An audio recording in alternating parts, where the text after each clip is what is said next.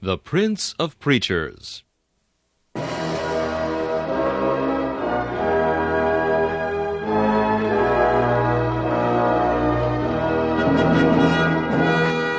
Charles Haddon Spurgeon has been called England's greatest contribution to the spread of the gospel in the 19th century.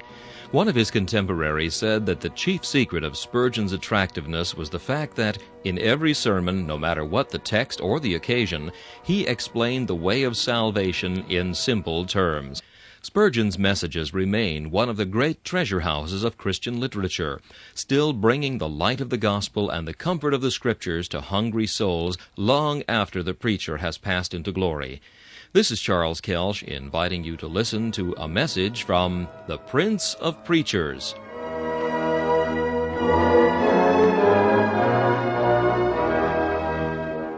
C.H. Spurgeon preached this message on December 26, 1858, in the Music Hall of the Royal Surrey Gardens.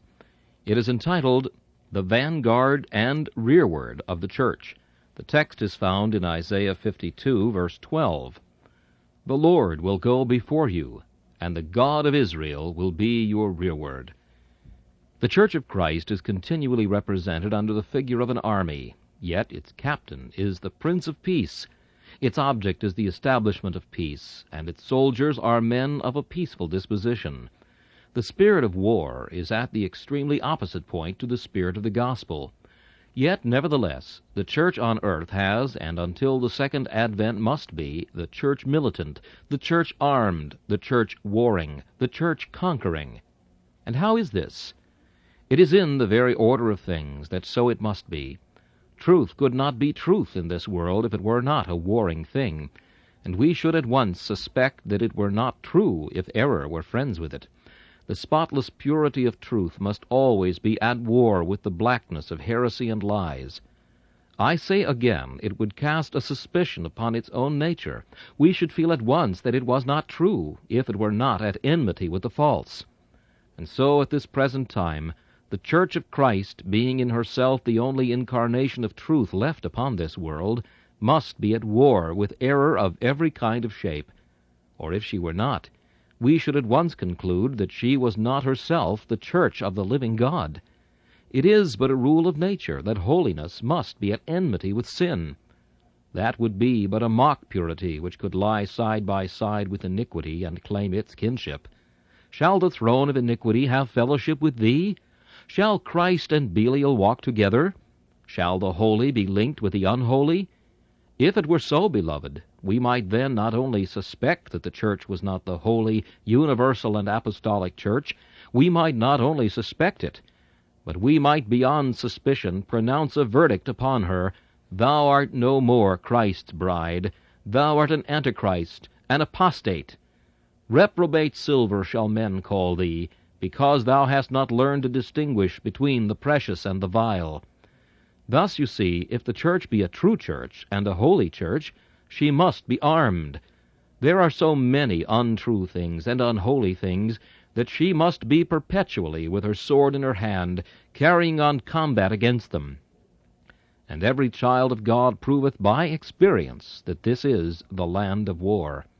We are not yet come to the time when every man shall sit under his vine and under his fig tree, none daring to make him afraid. The mountains do not bring peace to the people, nor the little hills of righteousness. On the contrary, the children of God hear the sound of war. The shrill clarion is constantly sounding in their ears. They are compelled to carry with them the sword and the shield, and constantly to gird their armor on. For they are not yet come to the land of peace. They are in an enemy's country, and every day will convince them that such is their position. Now, how comforting is this text to the believer who recognizes himself as a soldier and the whole church as an army. The church has its vanguard. Jehovah will go before you. The church is also in danger behind. Enemies may attack her in her hinder part, and the God of Israel shall be her rearward, so that the army is safe from enemies in front, and God alone knoweth their strength. And it is also perfectly secure from any foes behind, however malicious and powerful they may be. For Jehovah is in the van, and the covenant God of Israel is behind. Therefore the whole army is safe. I shall first consider this as it respects the Church of God, and then, in the second place, I shall endeavor to consider it as it respects us as individual believers. May God comfort our hearts while considering this precious truth. First, consider the whole Church of God as an army. Remember that part of the host have crossed the flood.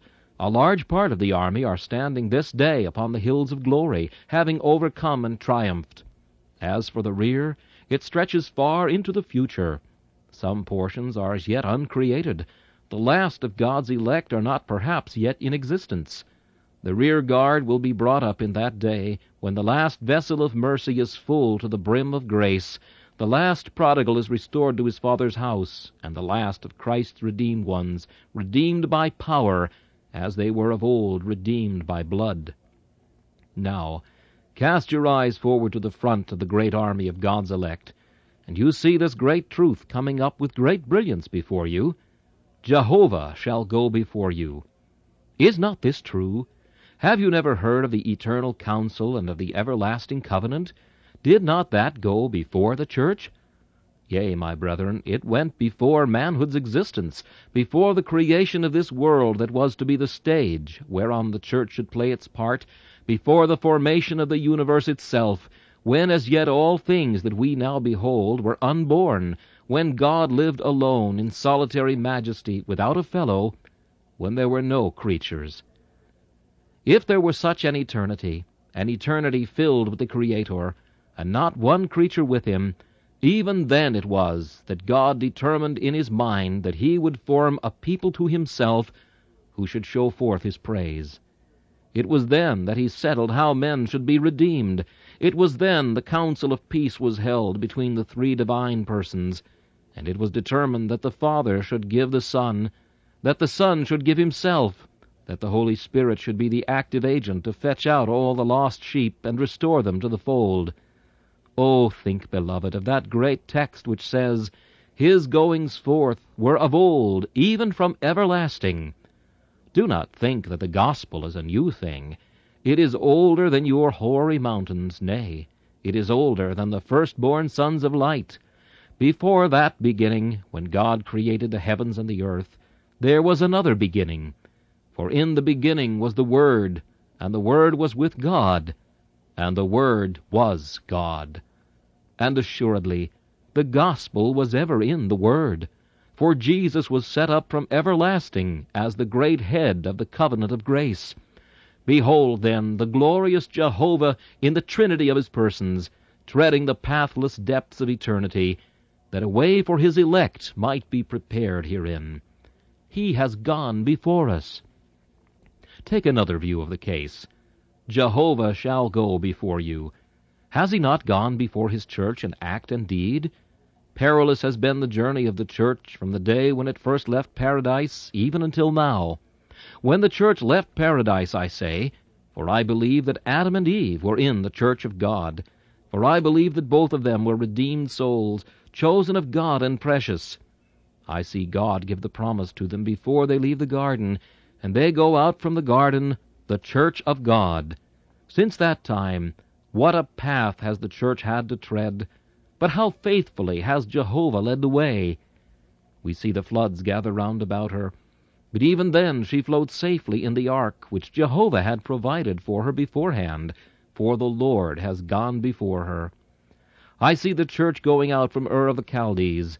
It is but a little church, with the patriarch Abraham at its head.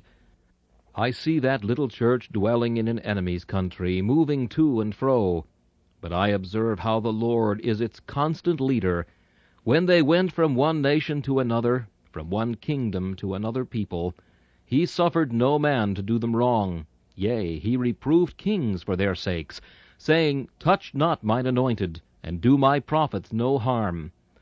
I see the church afterwards going down to the land of the cruel Pharaohs. It was a black part of her pilgrimage, for she was going to the lash of the taskmaster, and to the heat of the burning fiery furnace. But I see Joseph going down before, Jehovah's great representative. Joseph goeth down into Egypt, and he saith, God sent me before you to provide a place for you in the time of famine. So sings the psalmist. He sent a man before them, even Joseph, who was sold for a servant, whose feet they hurt with fetters. He was laid in iron, until the time that his word came. The word of the Lord tried him. The king sent and loosed him, even the ruler of the people, and let him go free. He made him the lord of his house, and ruler of all his substance, to bind his princes at his pleasure, and teach his senators wisdom. Israel also came into Egypt, and Jacob sojourned in the land of Ham. But now the church has come up out of Egypt, and God goes before her still, but made his own people to go forth like sheep, and guided them in the wilderness like a flock. And he led them on safely, so that they feared not. But the sea overwhelmed their enemies. The Red Sea is before them. Jehovah goes in front and dries up the sea. The desert must then be trodden. Jehovah marches in front and scatters manna with both his hands. He splits the rock and sends out a living stream. For 40 years the church wanders there. Jehovah is with them. The fiery cloud pillar leads them all their journey through. And now they come to the banks of Jordan. They are about to enter into the promised land. Jehovah goes before them, and the Jordan is driven back, and the floods are dry.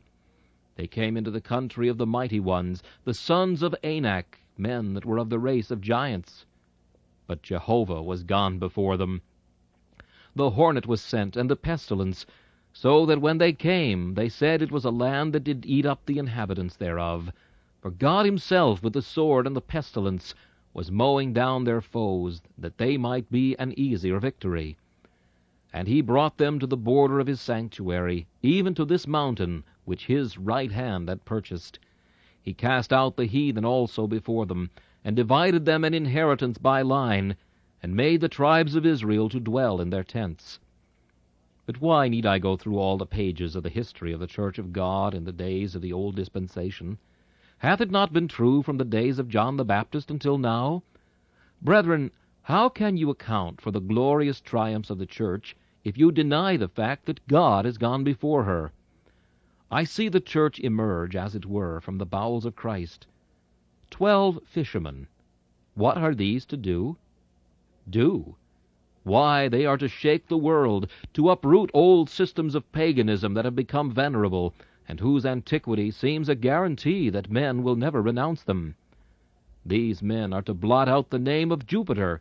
They are to cast Venus from her licentious throne. They are to pull down the temple of Delphos, scatter all the oracles, and disrobe the priests. These men are to overthrow a system and an empire of error that has stood for thousands of years, a system which has brought into its help all the philosophy of learning and all the pomp of power. These 12 fishermen are to do it. And they have done it. They have done it. The gods of the heathens are cast down. They only remain among us as memorials of men's folly. But who bows down to Jupiter now? Where is the worshipper of Ashtaroth? Who calls Diana a divinity? The 12 fishermen have done it. They have erased from the world the old system of superstition. It seemed old as the eternal hills, yet have they dug up its foundations and scattered them to the winds. Could they have accomplished it unless Jehovah had been in the van and led the way? No, beloved. If you read the history of the Church, you will be compelled to confess that whenever she went forward, she could discern the footsteps of Jehovah leading the way. Our missionaries in these later times tell us that when they went to the South Seas to preach the gospel, there was an evident preparedness in the minds of the people for the reception of the truth. And I believe that at this time, if the Church were true to herself, there are nations and people and tribes that are just in the condition of the ancient Canaanites. The hornet is among them, making way for the Lord's army to win an easy conquest. But sure I am that never minister ascends the pulpit, if he be a true minister of Christ. Never missionary crosses the sea, never Sunday school teacher goes to his work, but that Jehovah goes before him to help him if he goes in earnest prayer and constant faith. If I were a poet, I think I have a subject that might suggest a grand epic poem. The march of the Church through the world, with Jehovah in her forefront. See, when first she comes forth, The kings of the earth stand up, and the rulers take counsel together against the Lord and against his anointed. Alas, poor church, what is now thy fate? But I hear a voice ahead. What is it? It is a laugh. Who laughs? Why, the leader of the army laughs. He that sitteth in heaven shall laugh at them. The Lord shall have them in derision. And shall we that are behind be mourning? Shall the church tremble? Let her call to mind the days of old, and comfort herself, that the breaker has gone up before her, and the king at the head of her. But the enemy approaches. They bring out the rack, the bloody sword, the burning faggot. The march of the church lies through the flames. The floods must be forded. Torments must be endured. Did the church ever stop a moment in its march for all the martyrdoms that fell upon her like drops of a fiery shower?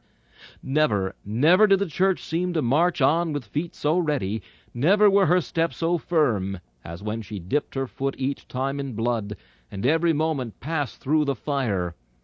It was the marvel of those days that men were better Christians then, and more willing to make a profession of Christ than they are even now. And whereas this seems to be the day of cravens, the time of persecution was the age of heroes, the time of the great and the bold. And why? Because God had gone beforehand with his church, and provided stores of grace for stores of trouble, shelter and mercy for tempests, abundance of strength for a superfluity of trial. Happy is the church, because God has gone before her, whether it were over the tops of the mountains, where her pastors fell frozen by the cold, or whether it were in the depths of the dungeon, where her confessors expired upon the rack, whether it were in the flame or at the block, everywhere God went before his church, and she came forth triumphant, because her great vanguard had cleared the way. And now, beloved, we come to the sweet part of the text, which says, "And the God of Israel shall be the rearward." The original Hebrew is, "God of Israel shall gather you up." Armies in the time of war diminish by reason of stragglers, some of whom desert, and others of whom are overcome by fatigue. But the army of God is gathered up.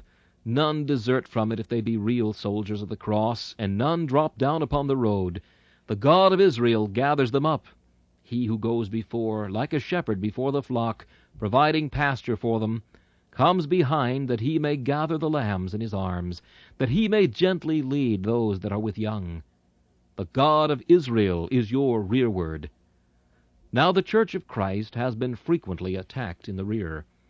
It often happens that the enemy, tired of opposing the onward march by open persecution, attempts to malign the church concerning something that has either been taught or revealed or done in past ages. Now the God of Israel is our rearward. I am never at trouble about the attacks of infidels or heretics, however vigorously they may assault the doctrines of the gospel. I will leave them alone. I have no answer for their logic. If they look to be resisted by mere reason, they look in vain. I have the simple answer of an affirmation, grounded upon the fact that God had said it. It is the only warfare I will enter into with them. If they must attack the rear, let them fight with Jehovah himself. If the doctrines of the gospel be as base as they say they are, let them cast discredit upon God who revealed the doctrines. Let them settle the question between God's supreme wisdom and their own pitiful pretensions to knowledge. It is not for Christian men to fear about the rear of the church. The doctrines of the gospel, which are like the heavy baggage carried in the rear, or like the great guns kept behind against the time when they are wanted in the hour of battle, these are quite safe. The Amalekites may fall upon the stuff, or the Philistines may attack the ammunition. All is safe, for God is in the rearward. And let them but appear against our rear, and they shall instantly be put to the rout. But I am thinking that perhaps the later trials of the church may represent the rearward. There are to come, perhaps, to the church, in days that are approaching, fiercer persecutions than she has ever known. We cannot tell. We are no pretenders to prophecy, but we know that it always has been so with the church. A time of prosperity, and then a period of persecution. She has a Solomon, and she reigns in all her glory under his shadow. But in after years, Antiochus oppresses her, and she needs a Judas Maccabeus to deliver her. Perhaps we are living in an age too soft for the church. The Capuan holidays that ruined the soldiers of Hannibal may ruin the church now. Ease and lack of persecution may put us off our guard. Perhaps there may come yet fiercer times for us. I know not what is meant by the battle of Armageddon, but sometimes I fear we are to expect trouble and trial in years to come. But certain I am, however fierce those troubles shall be, that God, who has gone before his church in olden times, will gather up the rear, and she who has been Ecclesia Victrix, the church, the conqueror, will still be the same, and her rear shall constitute at last a part of the church triumphant, even as already glorified. Can you now conceive the last great day when Jehovah the Rereward shall gather up his people? The time is come. The last of the salt is about to be removed. The church of God is now about to be carried up to dwell with her husband. Do you see the church moving upwards towards heaven? Behind her she leaves the world in flames. She sees the earth destroyed. God removes it as a shepherd's tent. The inhabitants thereof are gone, and the tent must be folded up. As a vesture shall they be folded up, and they shall be changed. But between the church and a blazing world, between the church and the terrible destruction of hell, there is the bright pillar of God's presence, black to his enemies behind, but bright to his church in front. The close of the great dispensation of the mediator shall be that the God of Israel shall be all in all. His church shall be completely safe. He shall have gathered up all things in one, whether they be things in heaven or things on earth. Then shall the sonnet of the poet be more than fulfilled to the rejoicing and perfected church. Daughter of Zion, awake from thy sadness, awake, for thy foes shall oppress thee no more. Bright o'er the hills dawns the day-star of gladness. Arise, for the night of thy sorrow is o'er. Strong were thy foes, but the arm that subdued them and scattered their legions was mightier by far. They fled like the chaff from the scourge that pursued them. Vain were their steeds and their chariots of war. Daughter of Zion, the power that hath saved thee, extolled with the harp and the timbrel should be. Shout, for the foe is destroyed that enslaved thee. The oppressor is vanquished, and Zion is free. Let us turn now to the second part of the sermon. Two troubles present themselves, the future and the past. We have had mercies, but still we find this house of our pilgrimage is not an abiding city, not a mansion of peace and comfort. Perhaps we are trembling to go forward. Foreseeing trouble, we know not how we shall be able to endure to the end. We are standing here, pausing for a while, sitting down upon the stone of our Ebenezer to rest ourselves, gazing dubiously into the future, saying, Alas, what shall I do? Surely I shall one day fall by the hand of the enemy. Brother, arise, arise! Anoint your head and wash your face, and fast no longer. Let this sweet morsel now cheer you. Put this bottle to your lips, and let your eyes be enlightened. The Lord Jehovah will go before you. He has gone before you already. Your future path has all been marked out in the great decrees of his predestination. You shall not tread a step which is not mapped out in the great chart of God's decree. Your troubles have been already weighed for you in the scales of his love. Your labor is already set aside for you to accomplish by the hand of his wisdom. Depend upon it. Your times of trial and of grief, your times of joy and sweet relief, all shall come and last and end, as shall please your heavenly friend. Remember, you are not a child of chance. If you were, you might indeed fear. You will go nowhere in the days ahead except where God shall send you. You shall be thrust into the hot coals of fire, but God shall put you there. You shall perhaps be much depressed in spirit, but that heaviness shall be for your good, and shall come from your Father. You shall have the rod, but it shall not be the rod of the wicked. It shall be in God's hand.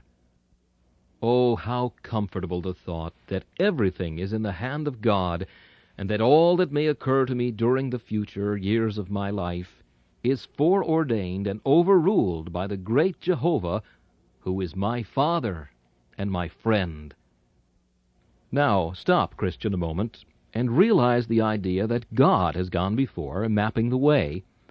And then let me ask you, if you could now this morning be allowed to draw a fresh map, would you do it? If he should condescend to say, "Now your circumstances next year shall be just what you like. You shall have your own way and go your own route to heaven," would you dare, even with God's permission, to draw a new chart? If you should have that presumption, I know the result. You would find that you had gone the wrong way. You would soon be glad enough to retrace your steps, and with many tears you would go to your heavenly Father and would say, "My Father, I have had enough to do with the helm of this ship. It is hard work to hold it. Do what thou wilt with it. Steer which way thou pleasest, though it be through the deepest floods and the hottest flame. I am weary. I sleep at the tiller. I cannot guide the ship. My tears fall fast from my eyes. For when I think to be wise, I find myself to have committed folly. When I thought I was promoting my own advantage in my scheme, I find that I am rushing into a sea of losses. God, then, has gone before you in the decree of his predestination. And recollect, God has gone before you in all your future journey in the actual preparations of his providence. I do not think I am capable this morning, for my mind seems to wander far more than I could desire, of sketching how it is, but so it is, that God always makes a providence beforehand ready for his people when they get to the place. My God does not hastily erect a tent over me when I come to a certain spot. No, he builds an inn of mercy, and before I get there he provides a bed of comfort, and stores up the old wines of grace, that I may feast upon them. And all this is done long before I come to the actual necessity. None of us can tell how the future leans on the past, how a simple act of today shall bring about a grand event in 100 years. We do not know how the future lies in the bowels of the past, and how what is to be is the child of that which is. As all men spring from their progenitors, so the providence of today springs from the providence of 100 years past. The events of next year have been forestalled by God in what he has done this year and years before. I am certain of this, that on the road I am to travel in the days ahead, everything is ready for me. I am not going a road of hills and deep valleys, but I have heard the voice of one crying in the wilderness, "Prepare ye the way of the Lord. Make straight in the desert a highway for our God. Every valley shall be exalted, and every mountain and hill shall be made low, and the crooked shall be made straight, and the rough places plain. And the glory of the Lord shall be revealed, and all flesh shall see it together, for the mouth of the Lord hath spoken it. I will open rivers in high places, and fountains in the midst of the valleys. I will make the wilderness a pool of water, and the dry land springs of water. And I will bring the blind by a way that they knew not. I will lead them in paths that they have not known. I will make darkness light before them, and crooked things straight. These things will I do unto them, and not forsake them. I say again, you are not going through a land that God has not prepared for you. O Israel, there is a well of Elim made for you long before you came out of Egypt. There are palm trees that have been growing there, that they might just come to the fruit-bearing stage and have fruit upon them when you come there. O Israel, God is not going to extemporize a Canaan for you. It is ready-made. It is even now flowing with milk and honey. The vines that are to bear you grapes at Eshcol are there already, and coming to perfection. God has forestalled your trials and troubles for the next year. The Lord Jehovah has gone before you. There is also another phase of this subject. Jehovah has gone before us in the incarnation of Christ. As to our future troubles, the remnant of our days, Jesus Christ has borne them all.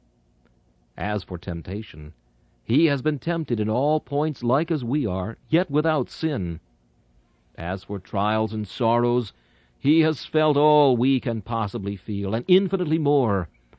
As for our difficulties, Christ has trodden the road before. We may rest quite sure that we shall not go anywhere where Christ has not gone. The way of God's people in providence is the exact track of Christ himself. The footsteps of the flock are identical with the footsteps of the shepherd, so far as they follow the leading and guidings of God. And there is this reflection also, that inasmuch as Christ has gone before us, he has done something in that going before, for he has conquered every foe that lies in his way. Cheer up now, thou faint-hearted warrior. Not only has Christ traveled the road, but he has slain thine enemies.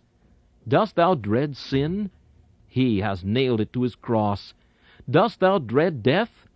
He has been the death of death. Art thou afraid of hell? He has barred it against the advent of any of his children. They shall never see the gulf of perdition. Whatever foes may be before the Christian, they are all overcome. There are lions, but their teeth are broken. There are serpents, but their fangs are extracted. There are rivers, but they are bridged or fordable. There are flames, but we have upon us that matchless garment which renders us invulnerable to fire. The sword that has been forged against us is already blunted. The instruments of war which the enemy is preparing have already lost their point. God has taken away in the person of Christ all the power that anything can have to hurt us. Well then, the army may safely march on, and you may go joyously along your journey, for all your enemies are conquered beforehand. What shall you do but march on to take the prey? They are beaten, they are vanquished. All you have to do is divide the spoil. Your future life shall be only the dividing of the spoil.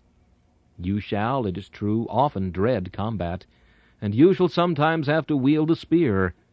But your fight shall be with a vanquished foe. His head is broken. He may attempt to injure you, but his strength shall not be sufficient for his malicious design. Your victory shall be easy, and your treasure shall be beyond all count. Come boldly on, then, for Jehovah shall go before you. This shall be our sweet song when we come to the river of death. Black are its streams, and there are terrors there of which I cannot dream. But shall I fear to go through the stream if Jehovah goes before me? There may be goblins of frightful shape, there may be horrors of hellish hue, but thou, Jehovah, shalt clear the way. Thou shalt bid each enemy begone, and each fiend shall flee at thy bidding. I may march safely on. So confident would I feel in this great vanguard, that shouldst thou bid me go through hell itself, I need not fear all the terrors of the place of doom. For if Jehovah went before, he would tread out even to the last spark the fire. He would quench even to the last flame that burning. And the child of God might march safely through the flame that had been quenched, and the ashes that were extinguished. Let us therefore never be troubled about the future. It is all safe, for Jehovah has gone before. Now I hear one say, "The future seldom troubles me, sir. It is the past, what I have done and what I have not done, the years that are gone, how I have sinned, and how I have not served my master as I ought. These things grieve me, and sometimes my old sins start up in my recollection and accuse me. What? Shalt thou be saved, say they? Remember us. And they spring up in number like the sands of the sea. I cannot deny that I have committed all these sins, nor can I say that they are not the most guilty of iniquities. Oh, it is the rearward that is most unsafe. I dread most the sins of the past. Oh, beloved, the God of Israel shall be your rearward. Notice the different titles. The first is the Lord, or properly, Jehovah. Jehovah will go before you. That is the I Am, full of omniscience and omnipotence. The second title is God of Israel. That is to say, the God of the covenant. We want the God of the covenant behind, because it is not in the capacity of the I Am, the omnipotent, that we require him to pardon sin, to accept our persons, to blot out the past, and to remove iniquity by the blood of Christ. It is as the God of the covenant that he does that. He goes behind. Here he finds that his child has left a black mark, and he takes that away. Here he finds a heap of rubbish, a mass of broken good works, and here another load of evil, of filth, and he carefully removes all, so that in that track of his children there is not a spot or a blemish. And though they have trodden the road, the most observant of their foes at the last great day shall not be able to find that they have done any mischief on the journey, or one wrong thing in all their march. For the God of Israel hath so swept the way that he has taken away their iniquities, and cast their sins behind his back. Now let me always think that I have God behind me as well as before me. Let not the memories of the past, though they cause me grief, cause me despair. Let me never bemoan because of past trial or past bereavement. Let me never be cast down on account of past sin. But let me look to Christ for the pardon of the past, and to God for the sanctification of my past troubles. Let me believe that he who has cleared the way before me has removed all enemies from behind me, that I am and must be perpetually safe. And now, are there any here today whose hearts God hath touched, who desire to join this great army? Have I one here who has been enlisted in the black army of the devil, and has long been fighting his way against God and against right? I pray that he may be compelled this day to ground his arms and surrender at discretion to God. Sinner, if the Lord inclines thine heart this day to yield up thyself to him, the past shall all be blotted out. God shall be thy rereward. As for thy innumerable sins, leave them to Christ. He will make short work of them. By his blood he will slay them all. They shall not be mentioned against thee forever. And as for the future, thou chief of sinners, if now thou enlistest in the army of Christ by faith, thou shalt find the future shall be strewn with the gold of God's grace, and the silver of his temporal mercies.